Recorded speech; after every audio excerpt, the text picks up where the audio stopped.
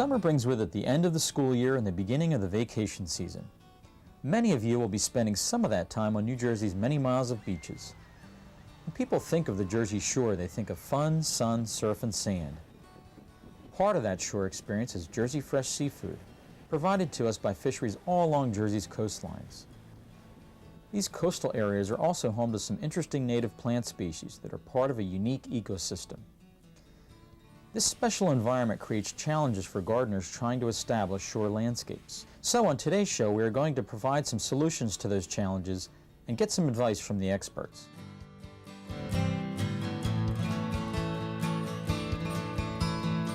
Hi, I'm Bill Lubick, and I'm standing in the middle of one of New Jersey's last native coastal marine forests. It lies here in the shadow of Barnegat Light, or as the Islanders like to call Old Barney. At the top of that light is my co-host, Nick Planet. Boy, the view from up here is amazing. You know, today's landscape is dotted with beach homes, but looking down at the coastal marine forest, I can just imagine what it would have looked like in 1614, when Cornelius May first christened this area Berendegat, which means Breaker's Inlet.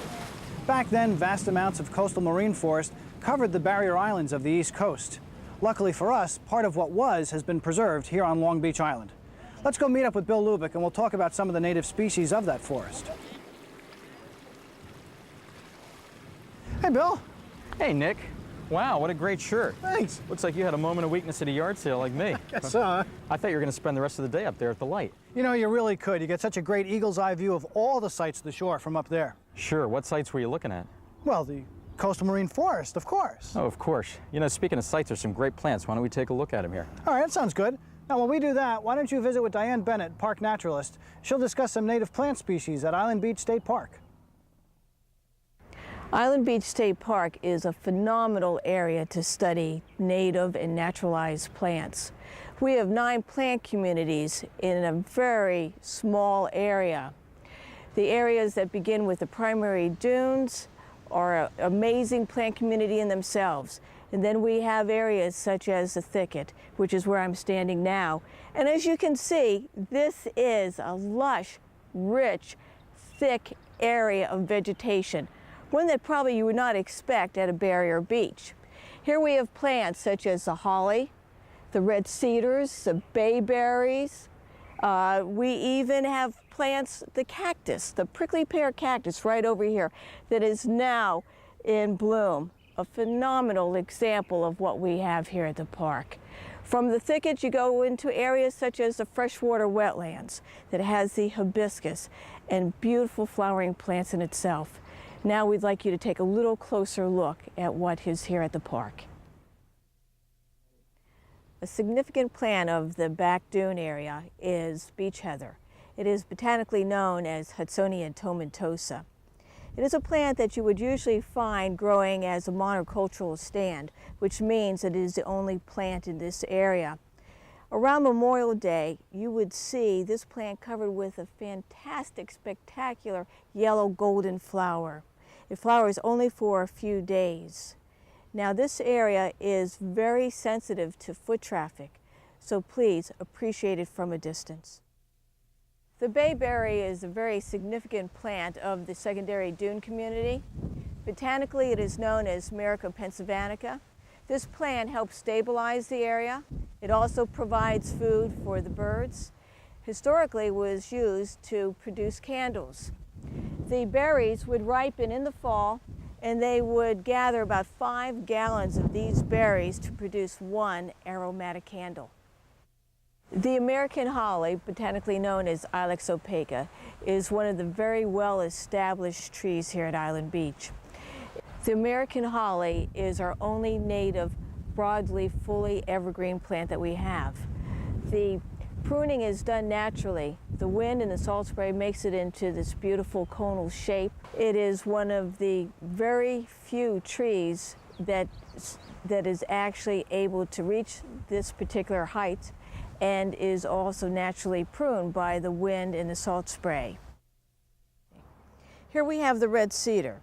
It is botanically known as Juniperus virginiana because it is a juniper rather than a true cedar. It is an important source for birds, as you can see, the amount of food that we have right here in this area. Besides the food source, which feeds over 60 species of birds, we also have a nesting area and coverage for the wildlife. Just looking right in this small area, it really is a smorgasbord for the wildlife. The Virginia creeper also provides a tremendous food source, very high fat content in its berries. Many people get this confused with poison ivy. Poison ivy has 3 leaves. This has 5. Leaves of 5, let it thrive. The beach plum, Prunus maritima, is one of the most popular plants of the secondary dune community. This low ground cover plant produces a tremendous amount of fruit that ripens in September. Also important to the wildlife, it is a source of tantalizing delights to us. The plum is very edible, used for making jams and jellies, and just to feast on. Okay. Here, so here's a little sample of what she's picking. Thank you. There you go. The white covering is natural, it's on a sprayer. White covering. So what do you think? Good. Very Not good. bad, huh? Good. Yeah. I was thinking about maybe buying a couple plants because we're on the ocean too. The Beach Plum Festival, which we have in September, offers you a chance to try it for yourself. Here we have the prickly pear cactus. It is the only cactus native to New Jersey. You can see it has a beautiful yellow waxy flower. It also has an edible fruit. This cactus grows in droughty, well-drained soil. But please don't borrow it from the natural landscapes. They are obtainable from commercial growers. This is one of the first flowering trees here at Island Beach. It is called Amelanchier canadensis. There are many, many common names. One of these names is the shadbush. It obtained that name because at the time when the flowers are actually coming off of this tree, the shad are running in the rivers. It is also found in mountain areas. And this is where it obtained the name serviceberry, because at the time when the blooms were falling, the passages would be opening up through the mountains. With the opening of the passages, the pastors would be coming to perform the services. Juneberry, another name, because in June is when you get this ripe, dark, very edible berry. It also has a very interesting bark, basically a striated gray coloration. This tree is great because it does well in areas that are dry, moist, sunny, shady. It's that everywhere tree. We've enjoyed showing you some of the native plants here at Island Beach State Park. The plant communities are extremely important, just as the oceans and the wildlife here in the park also. Please come visit us at one of the last remaining barrier beaches here in New Jersey. Come on one of our tours or just walk down one of our trails. It's an enjoyable experience in the natural world. You know, Bill, these plants combine to create a very unique ecosystem, one in which the beach grasses help to stabilize the dunes so that the trees can root and grow. And the plants can also withstand the harshness of these constant salt-filled breezes. And in turn, they can protect the dunes from damage from natural or man-made causes.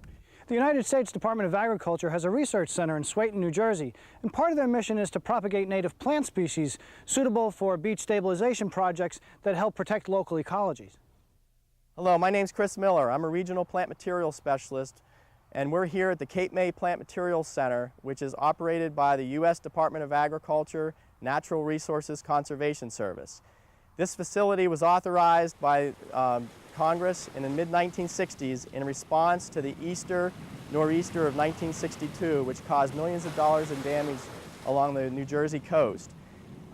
There was a need identified for a federal facility to develop plant materials to address erosion problems along the coastal strip. The steps involved in the plant development process are, first, identifying those species which show the most promise in solving our erosion and conservation problems, collecting those species and bringing those collections back to the Plant Materials Center and evaluating them on center, field testing the most promising collections on actual problem sites in the field, and lastly, releasing the most promising collection as an improved variety. I'm standing out in the field here in South Jersey where you'd normally expect to find strawberries, tomatoes, or even sweet corn, and I'm standing in a production field of American beach grass. This particular variety was one of the first species that was developed by the Cape May Plant Materials Center called CAPE. The original material was collected on Cape Cod, Massachusetts, and was selected for its thick, healthy stems and vigorous spread. It provides initial stabilization on the sand dunes where the sands are constantly shifting and moving. Once it does its job of stabilizing the sands, it begins to show decline.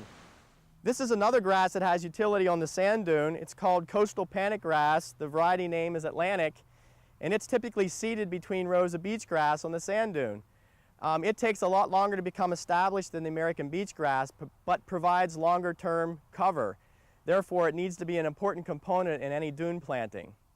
Here at the center, we've developed 2 strains of native back dune shrubs which are highly adaptable to the coastal environment: Wildwood Bayberry and Ocean View Beach Plum. Ocean View is a composite of collections made throughout the southern New England and mid-Atlantic area. We've allowed these collections to cross with one another to produce a strain that's highly adapted along the East Coast. We provide seedlings to interested nurserymen in hopes that this plant will become more commercially available to the general public. For a list of growers that carry this plant material, or for more information about the center, visit the website. And now, since we're in Cape May County, let's join local ag agent Russell Blair.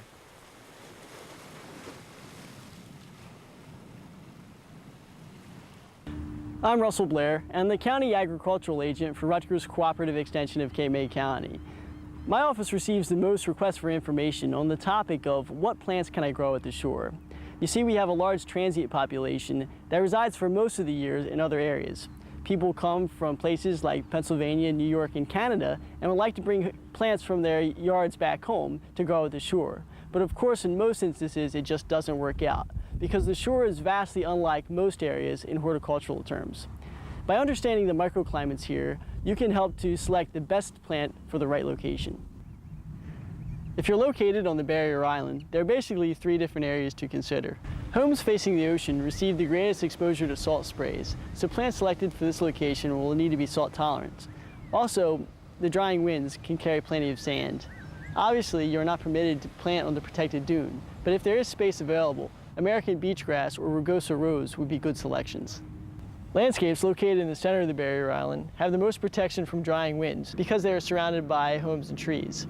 Studies conducted by Cook College, Rutgers University, have shown that most of the salt from the ocean is deposited before reaching the homes located in the center of the barrier island.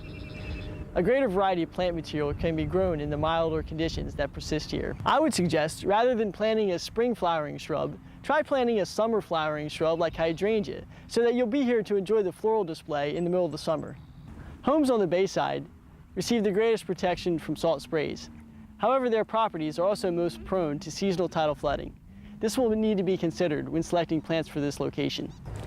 A few things to remember when selecting shore landscape plants is to select species with drought tolerance. Water is a precious resource here, and by selecting plants with drought tolerance that require less water, you're helping to conserve it. It is also a good idea to emulate the coastal marine forest by using native plants. Here we see holly successfully used in a landscape setting. Other examples, like red cedar and bayberry, are naturals for these sandy conditions.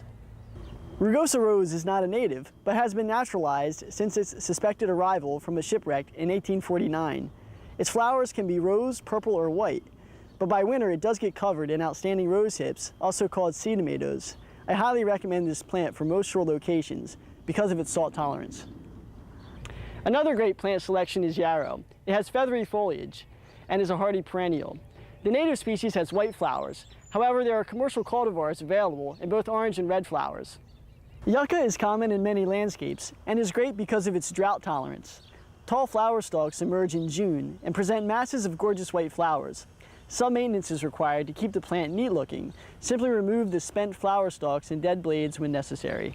We've also developed a comprehensive list of plant suggestions for seaside communities, and it's available on our website. Now let's go see Bill and Nick, who are visiting some gardens in Long Beach Island. We're here at the Edith Duff Gwynn Garden, located just around the corner from the Barnegat Lighthouse. It's truly an outstanding garden, created and maintained by the LBI Garden Club.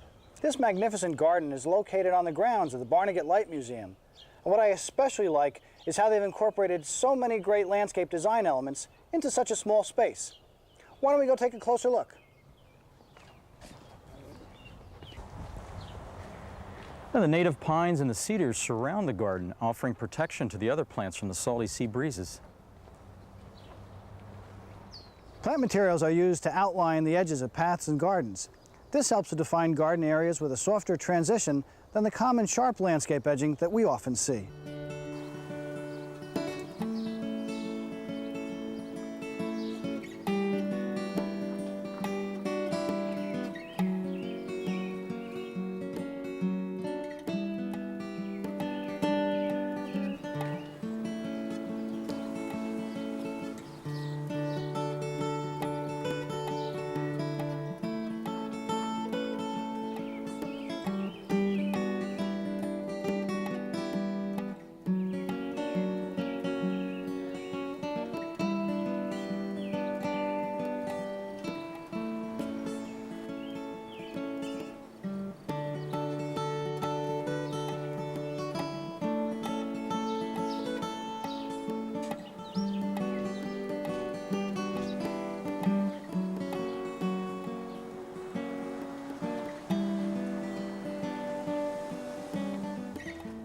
A mixture of different sedums are used throughout the garden and within the same bed to provide an interesting contrast of color and texture. Best of all, these plants are drought tolerant and pest resistant, and with a proper planting, sedums are a great choice for shore landscapes. Mulches are a critical component to any landscape, as they can help amend the soils, reduce weed problems, and conserve soil moisture. Here on LBI, gardeners take advantage of an abundance of pines for a natural mulch. The mulches themselves can actually add an interesting design element to the landscape. Here we see that demonstrated very effectively with these large river rocks.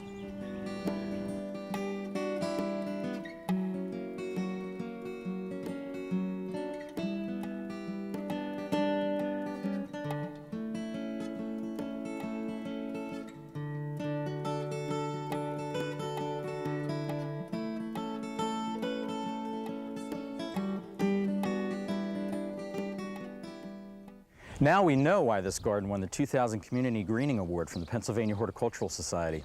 And we certainly are glad that Gene Haddock and Margaret Buchholz pointed out this little pocket of paradise here on Long Beach Island. And we invite you to come out and visit the garden when you come down to LBI. Gene also suggested some other great gardens. Let's go see what we can find.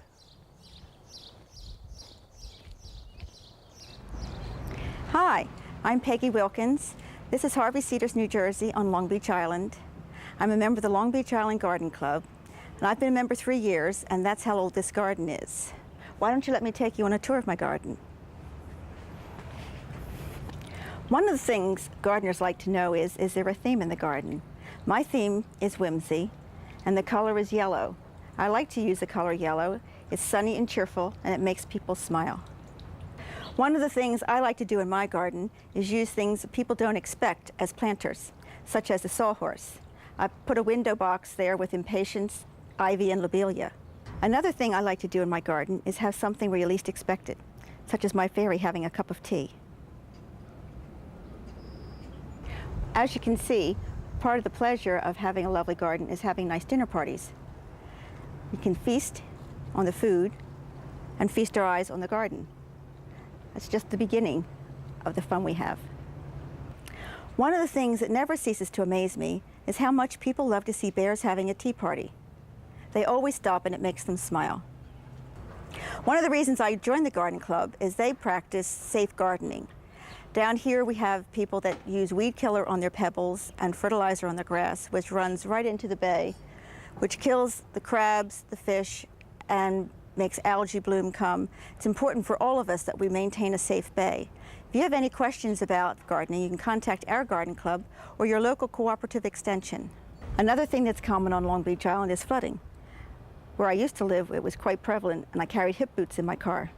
But now that I live here where it's high and dry, I decided to make them into planters. One of my favorite parts of my garden is my herb garden, or if you're English, herb garden. I like to plant things that like sandy soil so that I don't use a lot of fertilizer. I have a soaker hose so that I don't have a lot of evaporation. I have tomatoes, bergamot, which is great for Earl Grey tea, 2 curly parsleys, which the monarch butterflies like, and a flat parsley for me, lettuce and basil, and everything great for a salad. Rosemary is my favorite plant in the whole garden. Its fragrance is invigorating. If you use it in the morning in a shower, it'll wake you up and energize you. It's also wonderful for weddings and bridal bouquets because it's for remembrance. All of this rosemary will be used for my friend's daughter's wedding in August. Well, thanks for stopping by to see my garden. It's been a pleasure to show you through. Most of the gardens on Long Beach Island are not quite this extensive, but for the gardener that enjoys it, it's a pleasure to do it, not only for us, but for the passers-by.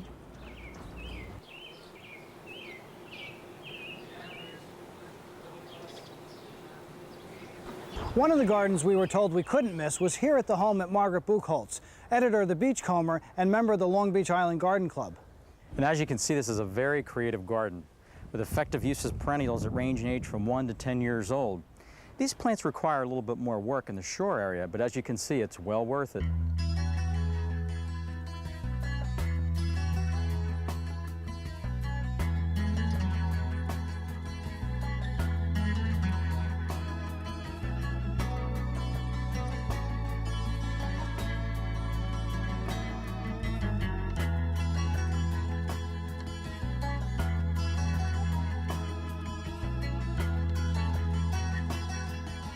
Japanese bloodgrass and other ornamental grasses add to the oriental feel of this garden. This gate really accentuates the garden. Just because we're down by the shore doesn't mean we need a nautical theme.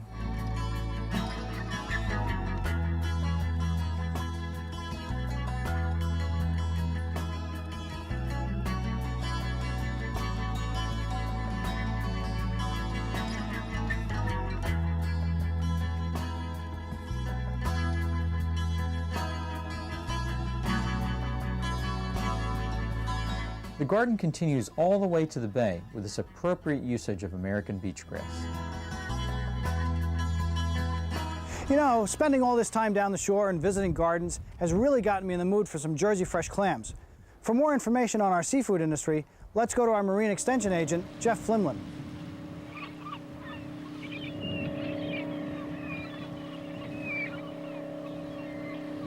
Hi, I'm Jeff Flimlin, Marine Extension Agent with the Rutgers Cooperative Extension. We're here in Highlands, New Jersey today. Highlands and Seabright have long been an integral part of the clamming industry in the state of New Jersey. Right now, over 150 clammers harvest over 35 million clams from Rarrett and Sandy Hook Bays each year. And are they safe? You bet they are. New Jersey Department of Health says there hasn't been an incident related to hard clams from the state of New Jersey since 1985. There are two state-sponsored programs. One's called the Relay, where clams from northeastern Monmouth County are moved to Ocean County, where they're placed on leased beds for 30 to 60 days. After that time, they can be reharvested and marketed. The second process is depuration, where clammers drop off their clams at the dock and they're brought inside for reboxing. Once inside the plant, the clams are washed with any sand or silt and placed into trays. These trays go into a large tank, which is then filled with seawater. The seawater in the tanks is filtered through ultraviolet lights. This kills the bacteria. The clams in the tanks pump that purified water for 48 hours. This allows them to expel all the bacteria inside them and renders them perfectly fine to eat. After the 48-hour process, the clams are held in a temperature-controlled room while the microbiological tests are done. After that, when they're shown to be fine, they're sent to the grater. At the grater, they're rinsed. They're then separated into 4 categories: little neck, top neck, cherry stone, and chowder. These are just market names for the hard clam or northern quahog. The Latin name is Mercenaria mercenaria, just different names for the same clam. The clams are bagged, stored in the cooler until they're ready to be shipped to your supermarket or fish market, and they're available all year long. You know, Jeff was right. It doesn't get any better than this with Jersey fresh seafood and sweet corn. Boy, that's for sure. Hey, speaking of the Jersey Fresh Devil, there he is now. Hi guys, see you found the place. We sure did. We hope you find us next time on If Plants Could Talk. And visit our website for some timely tips, a great recipe for New Jersey clam chowder, and a fact sheet on how to shuck a hard clam. So until next time, happy gardening and happy eating.